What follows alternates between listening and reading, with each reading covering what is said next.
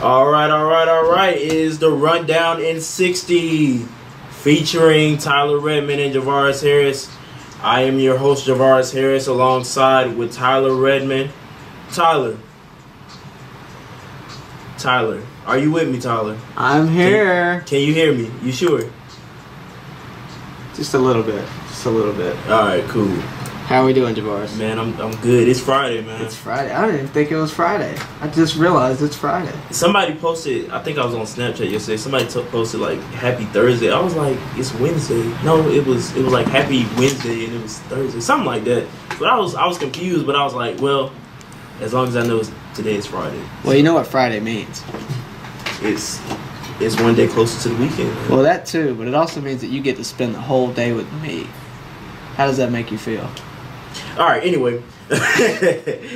Tyler. Give me to these headlines if you don't mind. You know what I got to ask you. I'm listening. Are you ready for the rundown? Always. All right, so first off, congratulations to the Seattle Storm on winning the WNBA Finals. The Storm finished the season with a 26-8 record. The Storm swept the NBA Finals Series 3-0 against the Washington Mystics. WNBA... I lost my rundown. The WNBA Finals MVP was Miss Breanna Stewart, scoring 30 points in Game 3 and averaging 24.6 points, 2.5 assists, and 6.9 rebounds, and starting in all 8 playoff games this year. All right, the second... Bring me into number 2. Yeah, I got you. It's Michael Kendricks, right? Yes, sir, Mr. Michael Kendricks. I know a lot of people have been hearing that name around the news spin lately. Kendrick was arrested in early August for insider trading and pled guilty to the charges. He has a trial date set for January 24th. Kendrick was released by the Cleveland Browns in late August and turned himself into authorities. Kendrick's deal is a 1-year deal. He has signed to the Seattle Seahawks. If I didn't mention that before, he has signed to the Seattle Seahawks. Do you have a prediction as to how this will go? Honestly, I haven't seen him play, so we just have to. I don't mean on the field. I mean off the field. Oh, off the field? Well, he's facing 25 years. Okay. We'll leave it there. So he's facing 25 years, so we gonna see. Well, on the way here, we were talking about this, and I called a friend of mine that's kind of an expert. Uh-huh. I don't know, not what you were just talking about, right. but the next point. Uh-huh. Tell me about Russell Westbrook. All right, so Mr. Russell Westbrook, right? This is going. I mean, it's not really a damper to us, but we kind of figured it was going to happen. So Russell Westbrook underwent arthroscopic surgery on his right knee on Wednesday, a procedure that likely will force him to miss the entire preseason and could sideline him for the Oklahoma City Thunder's first few regular season games. Westbrook will be reevaluated in 4 weeks, with the Thunder's opening the season October 16th against the Golden State Warriors. If Westbrook is cleared after 4 weeks, he'll be available to play in the Thunder's opener against the Warriors. But obviously, there will be no rush to get him back on the floor. Yeah. All right. Yeah. So, the rundown number 3. All right. Yeah, that was number 3. We're getting into number 4. Okay. Uno, dos, tres, Thank you for helping me, because I know sure you're was good. lost. I believe we're getting into. This is what I didn't tell you about. Oh, you didn't tell me about it, so that's why you got lost. Because you don't tell me these things. Chicago Cubs lose closer Pedro Stote to a hamstring injury. Ruh-roh. Yeah. Ruh-roh. Right. So this is what happened. So the bases were loaded in the top of the 10th inning, and the Cubs were holding a 4-3 lead over the Washington Nationals. Rendon threw home to the catcher Matt Waiters for the second out. Then Waiters threw to first in a bang-bang play that was initially ruled an out, then confirmed after the Cubs challenge. After Stokes lunged for first base on his final step, he injured his hamstring, hobbling his way into shallow right field. The 33-year-old hurler, who's slated for a MRI on Friday, has been instrumental for a Cubs team that's been without closer Brandon Morrow, his biceps, for almost 2 months, and is trying to stave off the Milwaukee Brewers in a tight National League Central pennant race. We can talk about this for a second. You know, the Cubs in 2016, when they won it all, everybody kind of thought that, you know, they're probably going to win for like the next 3 years. Right. You know, they're at least going to be they're going to be in the World Series again at least 2 times. You know what I mean? And it just sort of dissipated. And I almost wonder, was it a one-time thing? Because, 5 years ago, they were in that rebuilding phase. Right. Now, then they got up and they did it. And they went out and got people that they needed. They got Aroldis Chapman. They got whoever they needed. And I don't know, what that's going to do to the team. They're still a powerhouse. Don't get me wrong. Right. The National League, they're superior. However, I wonder what that does to any kind of postseason chance. Yeah. So we'll see what happens. All right, what's your next one? Give me a positive one if you can. Well, I gotta finish off. So Stoke has a 1.77 ERA with a 84% WHIP and 11 saves in 13 games. All right, here's the downer. I don't have anything positive, Tyler. You're gross. I know. Hurricane Florence is destroying and disrupting college football games and game times. And the nation. Let's not forget everybody else. Prayers for those who have been affected thus far. So tell me what it does to college football. So numerous games have been canceled or postponed to the, I want to say it's still Category 4 hurricane. Some teams have even decided to move their games to earlier times to possibly avoid being affected by the hurricane. Also, multiple games are giving away free tickets for hurricane evacuees, okay? So if you are, trying to, if you have moved out the path of the hurricane, try to go catch you a college football game. I don't know how to. All right, well, let's just move on from that. I don't think they're worried about a college football game. I don't think they will be worried about a college football game. Before we move on, seriously, the thoughts and prayers go out to anybody that is, leaving their home, especially if you're deciding to stay. You're better than me because I've been out of there 2 weeks ago. But I do want to. I'll segue for you. How about that? Yeah. You mentioned something about pancakes, and something about syrup. And something about your hometown. Yeah. And I don't think this is going to come well from anybody else other than a Jonesboro native. So please explain this. So this is something for your sweet tooth, is what everybody has been saying all week. Something for your sweet tooth. So Jonesboro High School offensive line coach Darren Carmichael broke the internet this week with a photo of him giving syrup shots to his O-line for every time they got a pancake block. Many Twitter users thought the idea was brilliant and even went on to add that it was pretty much bigger than University of Miami's turnover chain. Really? Yes. It's bigger. It's bigger and better. So, people have been saying this entire season that Johan Camargo is just trade material. Mm-hmm. Need to let him go. Get rid of him. I wholeheartedly, firmly, shovingly disagree. I can't think of any more adjectives, but I firmly disagree, and I'm going to get into it. First of all, has he met expectations in your opinion? I mean, as good as I've talked about him, has he met expectations? From what I've seen of him.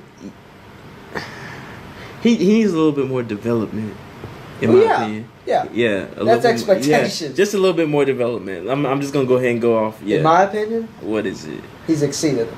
He's proved himself completely, and I'm about to get into it. Agree to disagree. Okay, that's fine. This entire year, he's been quote unquote trade material for either Josh Donaldson or Mike Moustakas. Okay, that's been the conversation among fans. Right. Drives me insane. And I'm about to tell you why.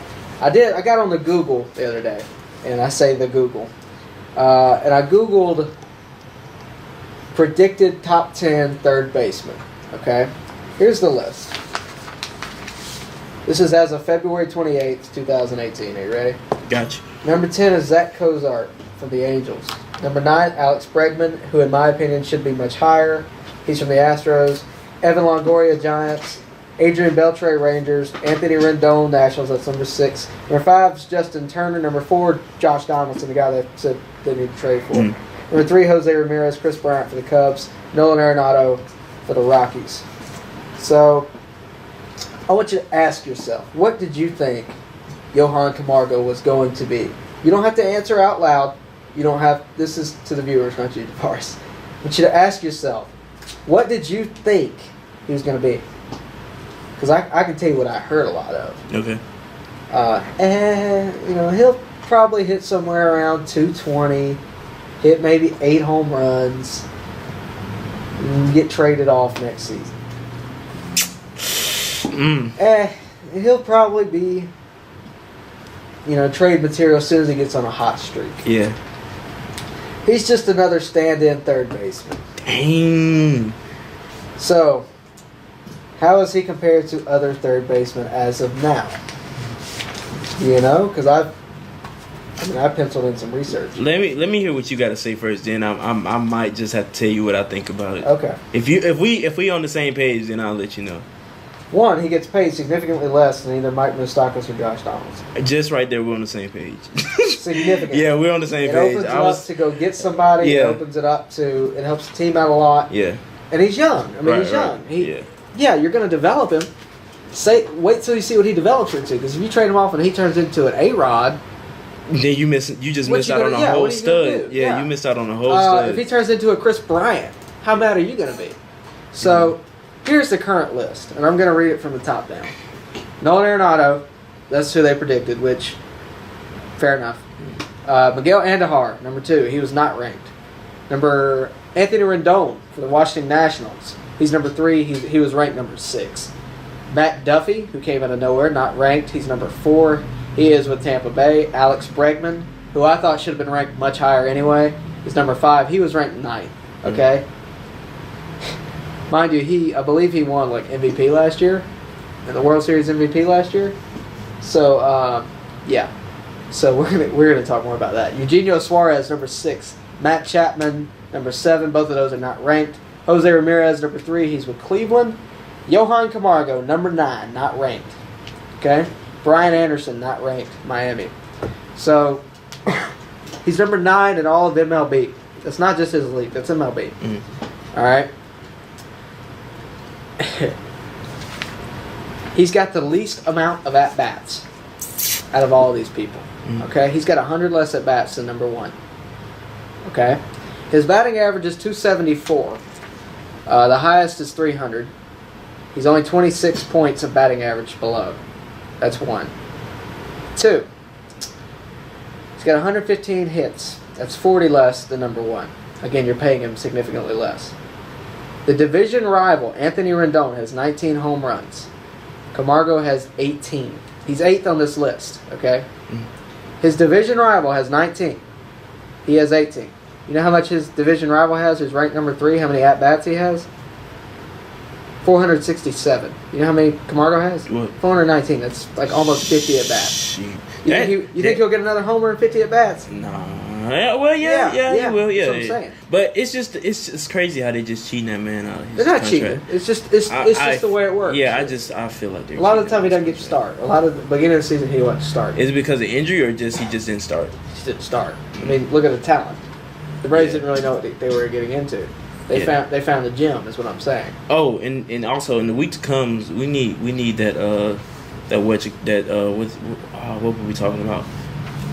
How we got all the players where we are now, because a lot of people don't know how. Okay. Yeah, because in a couple weeks we're gonna wait till after postseason, because I'm gonna have a lot of baseball to talk about. Okay. But stay tuned. We are gonna go through the history of how we've gotten here, all the way from the B.J. Upton trade till now. So that's something we're gonna get into. But let me finish this off real quick. So, because I'm not done. Okay. So, the trade deal between Donaldson and Moustakas. Donaldson got injured this year. He's out for the whole year. So, I used his stats from 2017. All right. So, and Moustakas is still around. So, this is what we wanted to trade for, Tavares. You ready? Mm-hmm. We wanted to trade for Donaldson. He has 112 hits. Camargo has 115. Donaldson has 78 RBIs. Camargo has 27. More. Camargo has a 299 batting average as of right now. Donaldson has 270. Donaldson has 33 homers. Camargo has 18. On base percentage, Donaldson has slightly higher. Moustakas has 35 hits this entire season. Did you hear me? I absolutely did. Camargo has 115. RBIs. Moustakas has way less. Average, less. Home runs, he has 5. Camargo has 18. This is what we wanted to trade for all year long. And we're going to pay him more. Do you see why I'm ranting? Yeah, that's a good rant. I think this might be your best one. This might might be your best one. So what I'm gonna say, you remember that Adam Duvall experiment I was talking about earlier that failed? That's why we brought Lucas Duda in. So let's just talk. Oh man, Donaldson has Camargo outdone on 3 categories here. This is his stats from last year: RBI, on base percentage, and home run. Camargo does not hit in the 3 hole like Donaldson does, or like he did in 2017. Less opportunity for RBIs. And sure, he's a home run hitter, and that seems to be what people are attracted to, naturally. But Camargo is no slouch when it comes to home runs. I mean, he's hit 2 in like 2 weeks. Lay off. So my question is, are you just looking for power? Are you just looking for excitement? Because you need to be looking for some consistency. If you're just looking for power, let's look at the Adam Duvall experiment. Because that's exactly what Moustakas would have done. I don't believe Duvall's hit 1 home run since he's been with the Braves, and that's like almost 2 months now. And it's a good thing we didn't trade for Donaldson because he's injured. I mean, I know that's kind of an unexpected thing, but he is injured. That argument will continue that we should have traded for Donaldson for years to come, but I think my opinion's already been said. So here's what I'm going to say, and I'm addressing you, Braves fans. Keep what you have until the right deal comes along. Think about what saving that money does. Let's say we get next year. Let's say we get somewhere and we don't have a closer. AJ Minter falls off. Or we need another reliever. Jesse Biddle falls off. Because they're not meant to be here forever. They were not raised in a Braves organization. Let's say we can go out and get a Aroldis Chapman. But we don't have enough money.